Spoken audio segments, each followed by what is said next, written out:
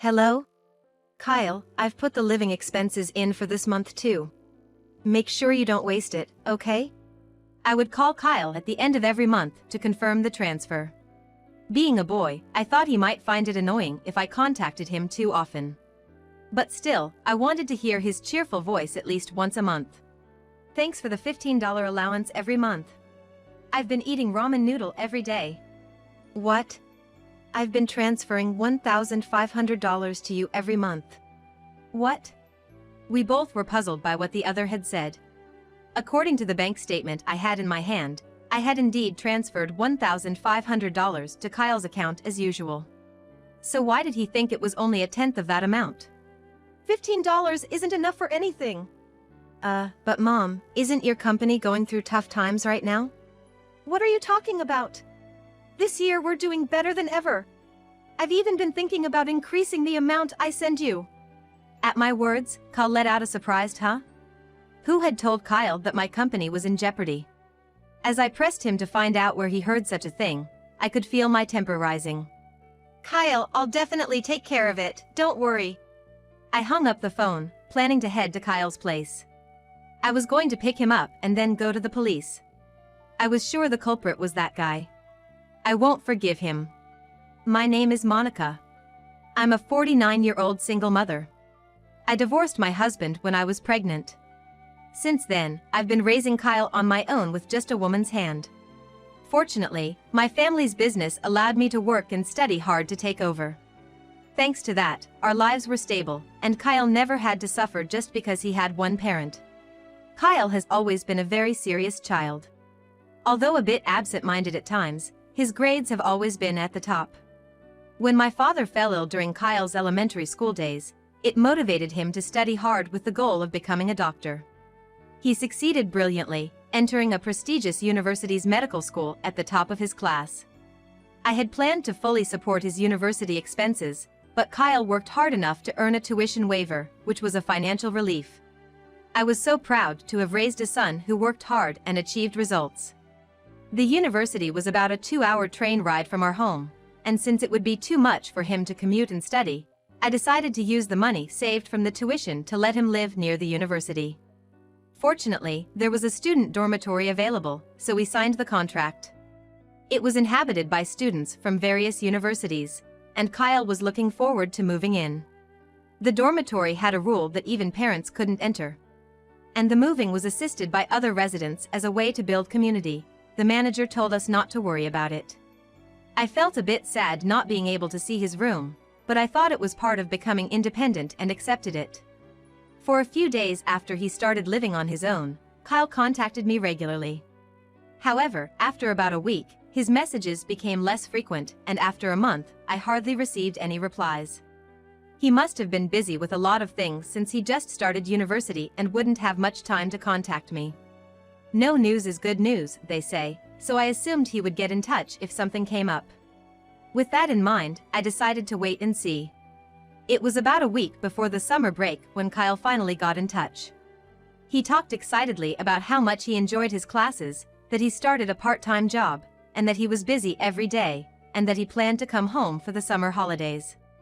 Hearing Kyle's lively voice, I let out a sigh of relief. And Kyle asked if he could bring a friend along when he came home for the holidays.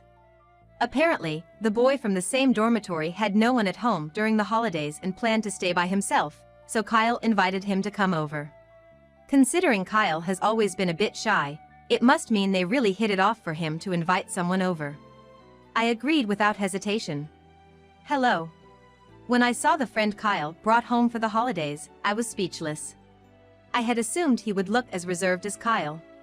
However, standing at the front door was a boy with blonde hair and several piercings in both ears. Welcome. Ah, are you Kyle's mom? You're so pretty. You must be popular. Well, maybe. Ignoring my discomfort, the friend, David, made himself at home and sat down on the living room sofa. I wanted to say something about his presumptuous attitude, but I held back because he was a friend of Kyle's after all. During his 3-day stay, David was bossing Kyle around with this and that. It made me anxious, but Kyle didn't seem to mind too much. Hey, Kyle. Let's hit up the arcade. There's no arcade around here. That's lame. If he was bored, he could just go home. Over these 3 days, I grew to dislike David quite a bit. Because he was always clinging to Kyle, I couldn't get any time with my son. He was disrupting our precious family time, and frankly, I wished he would just go home. In the end, David didn't just stay for 3 days, he stayed until Kyle left, and I didn't get any time with Kyle at all. After they returned to the dormitory, Kyle's calls became sporadic. Still, I received a thank you for the money and a brief update on his life once a month, so I believed he would be alright since he was almost an adult. But come fall, I got a call from Kyle mid-month, which was unusual. Sorry, I've been a bit busy and can't work my part-time job. I can't make rent. Could you send me some money? Is it because of exams? But I'm not thrilled about you overspending.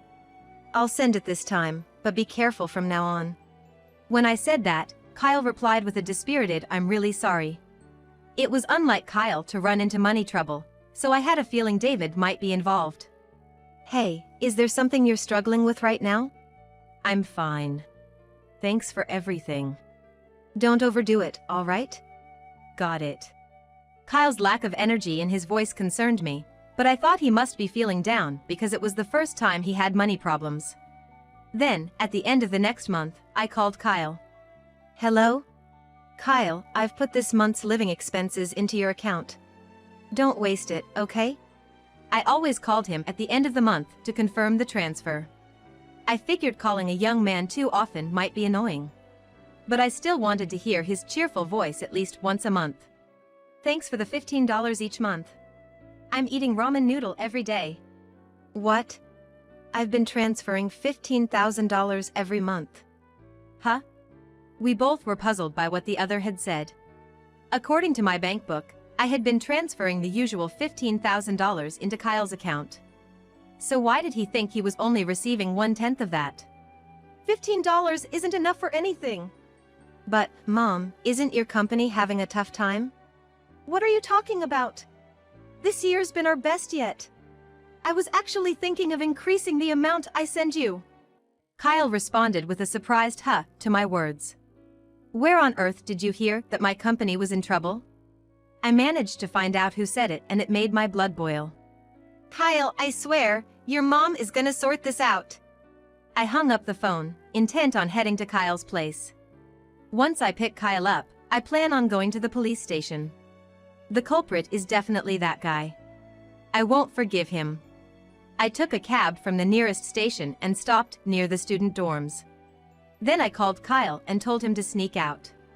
Make sure no one sees you, okay? Why? Just do it. Kyle seemed unconvinced, but he kept his promise and snuck out of the dorm. As he turned the corner and approached the car, I nearly screamed. Mom, it's been a while. Kyle? What happened to you, to your body? He was healthy when I saw him in the summer, but now in front of me was my son, looking nothing but skin and bones. What on earth had happened? I asked Kyle cautiously. Kyle, you've lost so much weight. What happened? At first, Kyle said it was nothing, but gradually he began to explain his current situation. Mom, after I returned from visiting home, you sent me a new bank book for a new account, remember? Since then, the allowance you've been sending has been cut to $15, right? I was really struggling, but I heard from David when I was home that you were talking about folding the company, so I thought life must be tough. I was stunned to hear this.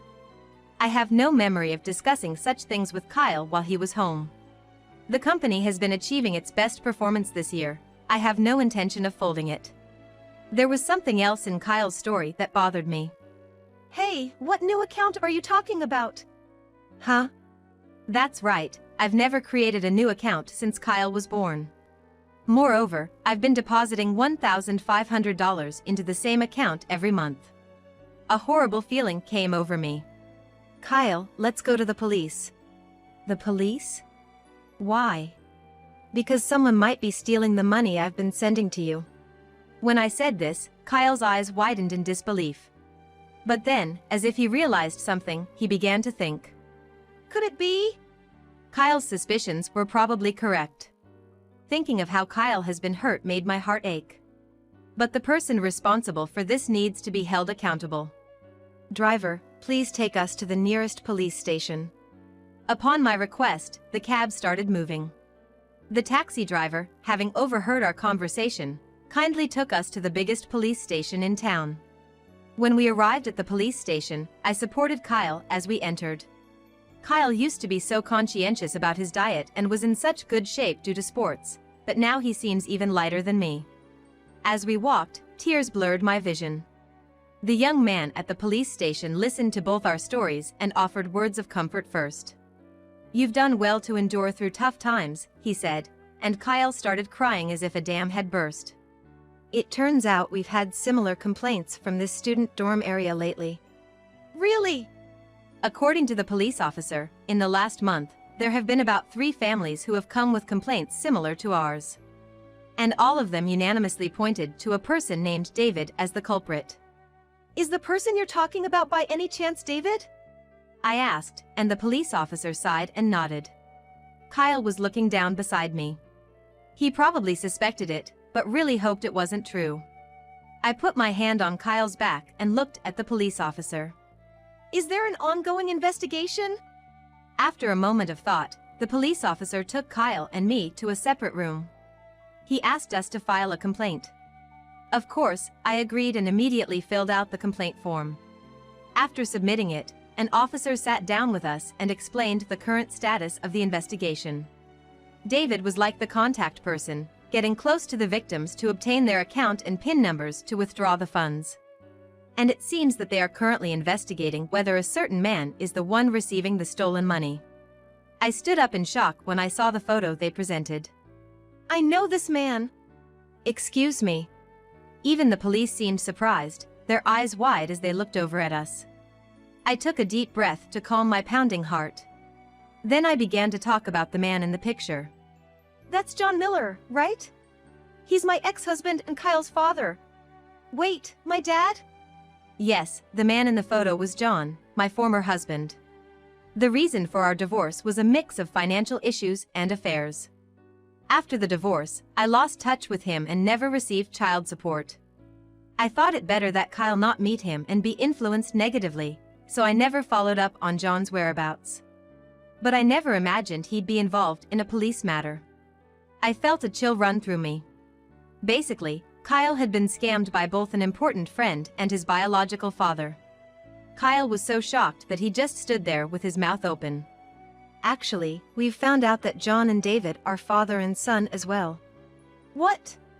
David had told me before that he was the same age as Kyle. Kyle's dorm does thorough ID checks, so that was probably true. But if that's the case, it means that John had another woman pregnant at the same time as me. I no longer have any feelings for John, and though it's after the fact, it was still a shock.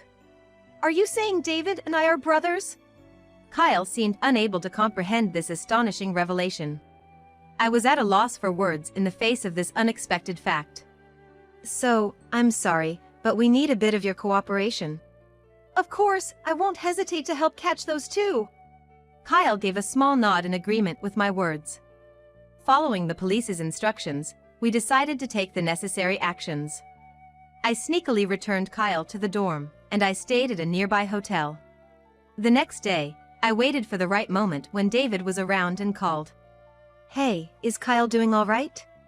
Claiming that Kyle was busy washing dishes, I deliberately put the call on speakerphone.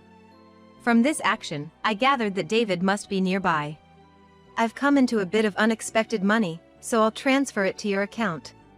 Make sure to use it wisely." "Got it, thanks," Kyle said and hung up the phone. I stopped the voice recorder I had on hand. Then I transferred $10,000 to an account under Kyle's name. The next morning, Kyle checked his online banking and sent the proof to the police.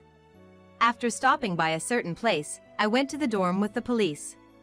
I explained the situation to the dorm manager, who immediately took us to David's room. When I pressed the bell, annoying footsteps approached from inside. "Who is it?" "Wait, what?" David opened the door briskly and froze. He didn't understand why Kyle's mother and the police were standing together in a place where outsiders were not allowed. David seemed genuinely clueless. I put on a smile for the confused David. Long time no see, David. I'm Kyle's mom. What do you want with me, Kyle's mom? And you brought the cops. David looked at Kyle beside me and guessed what we were there for. We have a warrant and are going to conduct a search now. I'm really sorry, I have to go out. Can we do this another time? Without skipping a beat in response to the police officer's words, David tried to forcefully shut the door. But the police weren't about to let that happen. Two men managed to open David's apartment door and started their search. Soon after the search began, there were calls from all around, found something. Hearing this, David seemed to slump his shoulders in resignation. Leaving David behind, I and Kyle entered the room. On the table, there were several passbooks and cards, all laid out. Each one was for an account under a different name. Looking at them, my head started to hurt. The cops, with practiced hands, sorted them by name and began snapping photos. How did this get out? Kyle, did you rat me out? I thought you were my best friend. You must have been laughing at me on the inside while I was going through tough times. It's not what it looks like. There's an explanation for all this. David tried to come up with all sorts of excuses to escape blame, but Kyle didn't react at all. Agitated by Kyle's attitude, David looked as if he was about to grab him at any moment. That's when I opened my mouth. Swindling money from your own half-brother, that's just the lowest of the low. Half-brother? Who's related to whom? You and Kyle. Frozen by my words, David stood still. Given that he had limited his targets to students, it seemed certain that he had shared the preliminary investigation information with John. Because of my family's unique business, when John did some digging on Kyle, he would have quickly realized that he's my son. No way! It's true. John Miller is my ex-husband and Kyle's biological father. It seems he was having an affair at the same time though, and that's when you were born. As I said this, David sat down in shock. From the police investigation, I knew that David had a sickly sister. After divorcing me, John immediately married his then-mistress. However, it seems the mistress did not want a boy, so David was neglected and raised haphazardly. As soon as the sister was born, John and the mistress divorced. The sister, being expensive to treat, was taken in by her maternal side, and it seemed David was taken in by John. They met as siblings from time to time, and during those meetings, David had been giving money to his mother for medical expenses. Learning this, I felt the significant presence that the concept of siblings held for David. And it seemed my hunch was correct. I've been exploiting my own siblings. With those final words, David was taken away by the police. I and Kyle just went to the police station and were shown only the parts of the confiscated passbooks that concerned us. It turns out David had been getting people drunk or accompanying them shopping, and when stopping at the ATM, he would take note of the pins. Later, he would visit their rooms and take the passbooks, cards, and even IDs. The reason he had come back home with Kyle during the holiday was to check if my family was wealthy. He would then create new accounts, hand them over to the victims, and whenever money was deposited into their original accounts, he would withdraw everything, only to deposit a little back into the new ones. No wonder I couldn't figure out what I had spent my money on when I updated my passbook. Now it all made sense, and I sighed. It didn't take long for David to name John as an accomplice, and by the next evening, John too had been apprehended. I went to the police and shared everything about John's background with them. A little while later, I went to visit John. Kyle wanted to come, but I asked to go alone this time and had him wait outside. John, whom I hadn't seen in 20 years, had aged, but his attitude of looking down on others was still there. Man, I've really done it this time. Got too carried away, I guess. Without a hint of remorse, that's what John said, and I couldn't hold back my anger. But yelling now would just wash away all the effort I've put in so far. I forced a smile. Pathetic, aren't you? Lost it all on the horses. But hey, I'll just call my folks after ages and get out of here soon. John replied casually, as if making small talk. I slapped a piece of paper in front of him. His smug look changed instantly. Hey, what the heck is this about? Oh, that. I told your parents everything about you. His parents, decent folks, kept in touch with me even after our divorce. They told me to bring this when I said I was going to see you today. What are you talking about? This is a disownment letter. John lunged at me from behind the glass. I calmly replied, "You wouldn't understand their hardships, would you? They've been putting off seeing their own grandson, Kyle, because of your mess. You should have let me see him. Don't you dare say that, after all you're running away." Raising my voice, a cop in the room told me to calm down. I took a deep breath to settle down. "Anyway, this means I can finally show your mother her grandson." "Oh, and about David." "What about David?" "He's got nothing to do with you. He doesn't want to see you ever again. Says he doesn't want anything to do with a father who'd exploit his own kids. Your mom said she'd take him in." "You're kidding. Without him, how am I supposed to live?" John sounded so pitiful that I just had to laugh. "Well, maybe you should start working and pay off your alimony." "Monica, come on, we go way back, right? Help me out." How funny. Whatever we had ended 20 years ago. I answered with the biggest smile of the day, and John looked utterly hopeless. Feeling a wave of relief, I walked out of the visiting room without looking back. John's other crimes came to light, and he got a prison sentence. He won't be out for at least 5 years, giving us all some peace of mind. David, being a minor, ended up on probation. He's apparently being re-educated under the strict guidance of his foster parents now. Their home is even deeper in the boondocks than ours, with absolutely no form of entertainment, so it seems David's having a tough time. By the way, his sister is planning to undergo surgery abroad, and the money David was desperately gathering was for that purpose. However, it turned out that John had been embezzling those funds. David seems like he's still at an age where he'd want to enjoy himself, but each time he gets a talking to from his foster parents. Kyle was initially confused, but he's buckled down and is studying hard to become a doctor, which was his original goal. He's been moving up in school and is about to face the national board exams soon. As for me, my company has grown even more, and I've been able to increase the financial support I give to Kyle. On top of that, someone who's been with the company through thick and thin, and who Kyle has been fond of since he was a kid, has unexpectedly proposed to me, and I'm currently holding off on my answer. It was Kyle who suggested that this person should propose, saying, "You might as well marry rather than just date." I was a bit impressed, he knows me so well. Nevertheless, with Kyle's clinical rotations and exams coming up next year, the expenses will surely increase. I'm thinking that I should first support Kyle in becoming a fine doctor before I start considering my own future.